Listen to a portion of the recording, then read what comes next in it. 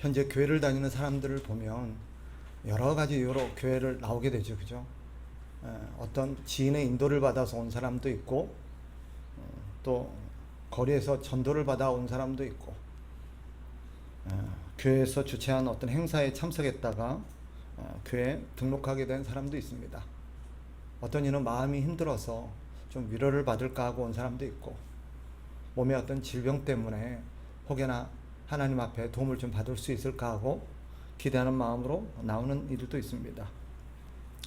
저는 그런 얘기도 들은 적이 있어요. 심지어는 어떤 사람이 교회 나오게 되었는데 어떻게 나오게 됐냐라고 하니까 어떤 전보로 갔다가 무속인이 당신은 교회를 다녀야 될 사람이라고 그래가지고 나왔다는 사람도 있어요. 그렇게도 역사하실 수 있는가 싶기도 한데 그런 일도 있습니다. 예수님 당시에도 비슷했습니다. 예수님을 따른 사람들이 굉장히 많이 있었죠. 그런데 따르는 이유는 제각각이었습니다. 병을 고쳐주기를 기대하는 사람도 있었고, 귀신을 쫓아주기를 기대하는 사람도 있었고, 또 어떤 이들은 예수님의 가르침이 너무 좋아서 거기에 매료돼서 온 사람도 있었고, 또 그들 중에는 예수님이 일으킨 기적에 감동을 해서 나온 사람도 있었습니다. 그들은 스스로를 예수님의 제자라 부르기도 했습니다. 그런데 오늘 성경을 보면 예수님께서 그런 자기를 따르는 사람들을 향해서 뭐라고 말하냐면, 우리가 읽은 34절 이렇게 말하죠.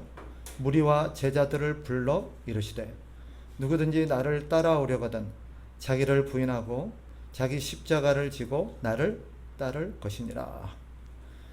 예수님은 나를 따르려면 네가 어떤 동기와 어떤 목적에서 내 앞에 나오게 되었건 어쨌든 네가 나를 따르기 원한다면 주님께서는 자기를 부인하고 자기 십자가를 지고 주님을 따라야 된다라고 말씀하셨습니다. 결과적으로 오늘 성경이 우리에게 가르치는 중요한 결론은 뭐냐? 자기 부인 없이는 예수님을 따를 수 없다라는 거예요. 이게 핵심입니다. 근데도 재밌는 것은 수많은 사람들이 예수님을 따라다니면서 나 예수님의 제자예요. 예수님한테 가르침 받았어요. 예수님이 일으키신 기적도 보았고 떡도 먹었어요. 심지어 예수님과 함께 밥도 먹었는데요. 그러면서 저마다 자신이 예수님의 제자라는 것을 어필했습니다. 그런데 성경은 또 예수님은 분명히 말하기를 자기를 부인하지 않는 사람은 내 제자가 아니다. 이 제자와 동의어가 뭐냐면 신자입니다. 예수님을 믿는 사람은 예수님의 제자인 줄 여러분 믿으시기 바랍니다. 나는 신자이긴 한데 제자는 아니에요. 이럴 수는 없어요. 신자이면 제자입니다. 나는 지금은 신자고 점차 제자가 되어가고 있습니다. 이것도 불가능합니다. 좀 성숙하고 덜 성숙한 제자가 있을 뿐이지 신자가 있고 제자가 따로 있는 거 아니라는 것을 여러분들이 염두에 두셨으면 좋겠습니다. 성경은 분명히 말하죠. 자기 부인은 없이는 주님을 따라다니는 사람들, 그 사람들은 결코 주님의 제자가 아니다. 성경은 그들을 뭐라고 부르냐? 무리라고 부릅니다. 무리. 오늘 우리가 읽었던 첫 구절에 무리와 제자들이라고 표현하고 있죠. 그죠?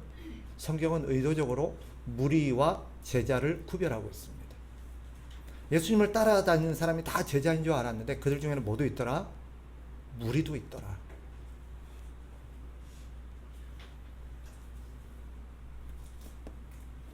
성경이 무리와 제자를 구별하는 이유는 그 둘 사이에는 분명한 차이가 존재하기 때문입니다. 겉으로는 예수님을 따라다니기에 비슷해 보여요. 그런데 따라다니는 목적이 달라요. 무리는, 제자는 예수님의 가르침을 따라 예수님을 본받기를 원하는 사람들입니다. 그래서 예수님의 가르침대로 듣고 그 가르침대로 살려고 따라다니는 사람들이 제자입니다. 그럼 무리는 뭘까요? 좀 속된 표현으로 굿이나 보고 떡이나 먹으려는 사람이에요. 주님을 말씀을 듣지만 참 좋은 말씀이네 라고 들을 수는 있지만 그 말씀대로 살 마음은 없습니다. 열심히 주님을 따라다니지만 그들은 다른 동기에 의해서 주님을 따라다닙니다. 그죠? 자기 만족과 자기 즐거움. 오늘은 어떤 기적을 볼까? 혹여나 오늘 부탁을 하면 하나님 주님께서 어떤 부탁을 들어주실까? 또 어떤 문제가 있을 때 주님이 어떻게 대답해 주실까?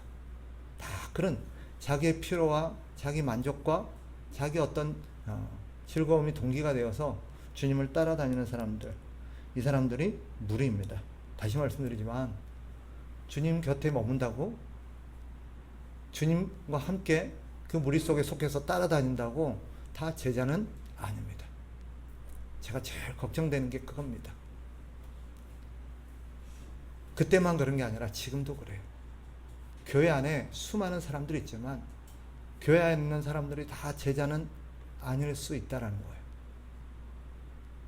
제일 두려운 게 우리 중에 다 제자인 줄 알았는데 예수님 가르침을 믿고 가르침을 따르는 그런 사람인 줄 알았는데 사실 속내는 전혀 달랐던 그런 사람도 있을까 두렵고요. 나중에 우리 주님께서 때가 되면 두 부류로 나눈대요. 오른쪽에 있는 양들은 오른쪽으로 하고 염소들은 왼쪽으로 나눈대요. 근데 그 나눔이 일시적인 나눔이 아니라 영원한 나눔입니다. 이 양들은, 오른쪽에 있는 양들은 제자들이었습니다. 주님을 믿고 주님의 가르침을 따라 주님을 따라가는 제자들이었고, 여기 있는 사람들은 무리였습니다. 굿이나 먹고 떡이나 먹는 거. 오늘날도 그런 사람이 있죠. 예수님 말씀 듣고 예수님 말씀에 순종하고 그 말씀대로 살려고 예배 오는 게 아니라 오늘 교회 가면 뭐 한대더라, 오늘 교회밥이 맛있다더라, 교회 가면 뭐 상품 준대더라, 오늘 교회 가니까 무슨 게임 한다더라, 거기 가면 누구 예쁜 사람 있다더라. 그런 이유로 우리 예수님 주변에 나와서 주변을 서성거리긴 하지만 그들의 관심은 예수님이 아닌 거죠. 자기를 부인한다는 게 뭘까요? 자기를 부인한다는 것은 두 가지입니다. 한번 따라할까요? 나는 나의 것이 아니다. 이게 자기를 부인하는 첫 번째 명제입니다. 자기 부인이라는 게 뭐냐? 나는 내 것이 아니다.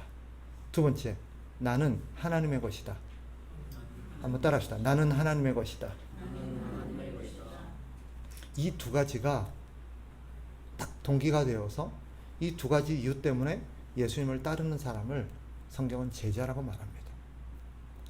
왜 예수님을 따릅니까?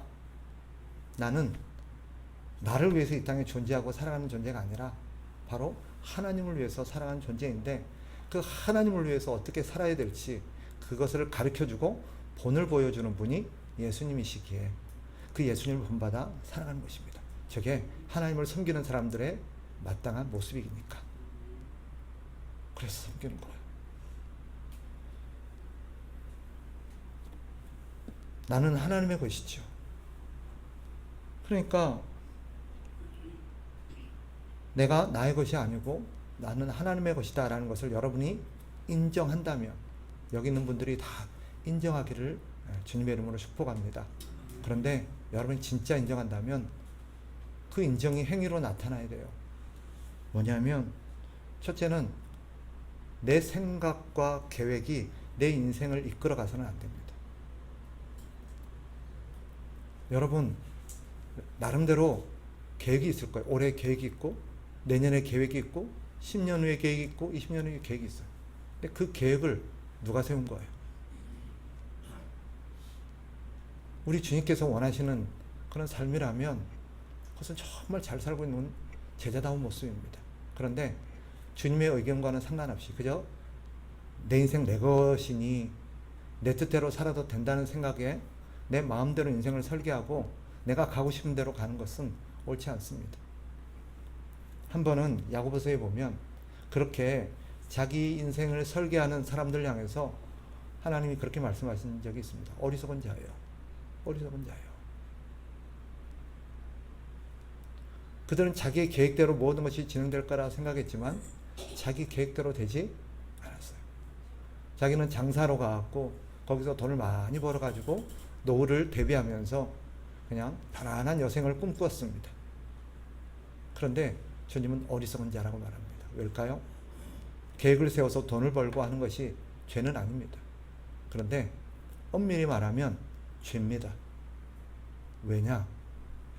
아까 말씀드린 것처럼 우리는 우리를 위해서 살도록 이 땅에 창조된 존재가 아니기 때문에 하나님을 위해서 살라고 창조하셨고 이 땅에 보내셨고 우리에게 각종 재능과 기회와 여러 가지 은혜들을 베풀어 주셨는데 그런 것들을 가지고 전부 다 자기 즐거움, 자기 만족만을 위해서 쓰는 것은 결코 옳지 않습니다.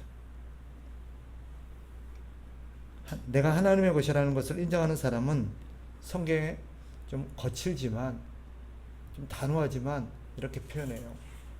하나님을 위해서 살고 하나님을 위해서 추구해야 된다.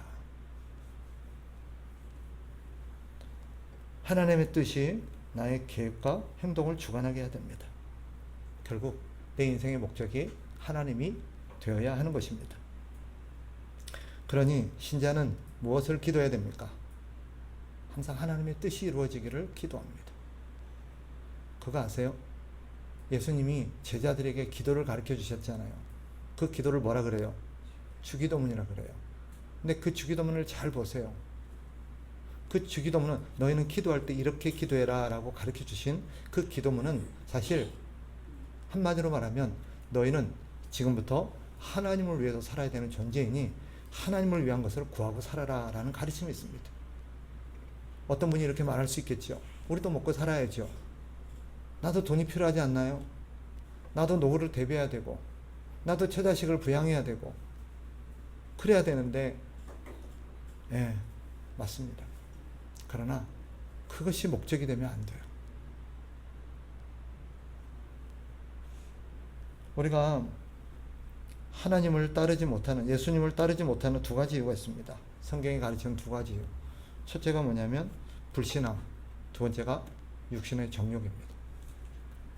이 두 가지는 하나님을 따르지 못하게, 제자의 길을 걷지 못하게 만드는 겁니다. 불신앙이 뭡니까? 하나님을 믿지 못하는 것입니다. 하나님보다 눈에 보이는 것을 믿고 의지하는 거죠. 이런 불신앙으로는 결코 주님을 따를 수 없습니다. 주님을 신뢰하지 못하니까, 주님을 믿지 못하니까 아무것도 못해요. 심지어 그리스도인 입에서 이런 얘기를 하는 분도 본 적이 있습니다. 주님이 내 인생 책임져 주는 건 아니잖아. 주님이 나를 먹고 살도록 내 인생 보장해 주는 건 아니잖아. 참 안타까운 얘기인 것 같아요.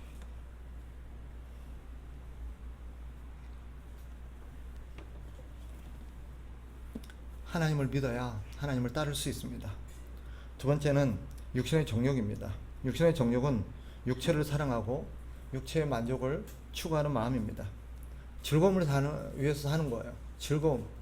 온통 어떻게 하면 즐거울까? 무엇 하면 즐거울까? 뭘 먹으면 즐거울까? 온통 자기의 즐거움이 삶의 목적인 사람입니다. 여행 갈까? 취미생활 할까? 옷을 살까? 자동차를 살까? 근데 전부 다 그 목적이 자기의 즐거움을 위해서 사는 거예요. 그러니까 주를 위해서 살 수 있는 그런 마음이 일어나지를 않아요. 온통 관심이 거기에 있으니까. 어떻게 해야 될까요? 자기 부인의 삶을 살기 위해서 성경이 우리에게 가르치는 게 있습니다. 두 가지. 첫째는 하나님을 믿으라는 거예요. 하나님을 믿으라. 한번 따라합시다. 하나님을 믿으라. 네. 하나님이 저와 여러분의 인생을 책임지신다라고 약속하셨어요. 그러니 믿으시기 바랍니다. 두려워하지 마시고. 두 번째는 하나님의 복을 의지하는 것입니다. 한번 따라합시다. 하나님의 복을 의지한다. 하나님의 복을 의지한다는 것은 같은 맥락에서 하나님께서 다 주님을 따르는 자들에게 필요한 만큼 다 주신다는 거예요. 그리고 있어야 될 것을 다 아시고 있어야 될 것을 채워 주신다라는 것입니다. 그러니 두려워하지 마시고 하나님의 공급하심을 믿고 하나님을 의지하며 사십시오. 하나님은 우리에게 풍성한 복을 주길 원하시는 분이십니다. 하나님을 저와 여러분이 안다면 두려워하거나 염려하지 않게 될 겁니다. 말씀을 정리하겠습니다. 나는 나의 것이 아니라 주님의 것입니다.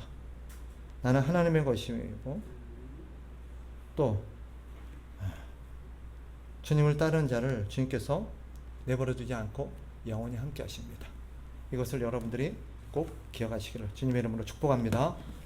기도합시다.